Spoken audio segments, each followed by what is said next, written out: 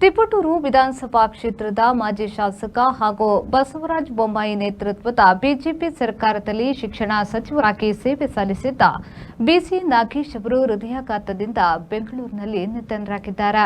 ಬಿಸಿ ನಾಗೇಶ್ ಅವರು ತಿಪಟೂರು ವಿಧಾನಸಭಾ ಕ್ಷೇತ್ರದ ಪ್ರಮುಖ ಬಿಜೆಪಿ ನಾಯಕರಾಗಿ ಗುರುತಿಸಿಕೊಂಡಿದ್ರು. ಸಂಘಟನಾ ಹಿನ್ನೆಲೆಯಿಂದ ರಾಜಕೀಯ ಪ್ರವೇಶಿಸಿದ ಅವರು ತಿಪಟೂರು ಕ್ಷೇತ್ರದಲ್ಲಿ ಬಿಜೆಪಿಯ ಸಂಘಟನೆಯನ್ನ ಬಲಪಡಿಸುವಲ್ಲಿ ಪ್ರಮುಖ ಪಾತ್ರವನ್ನ ವಹಿಸಿದ್ರು.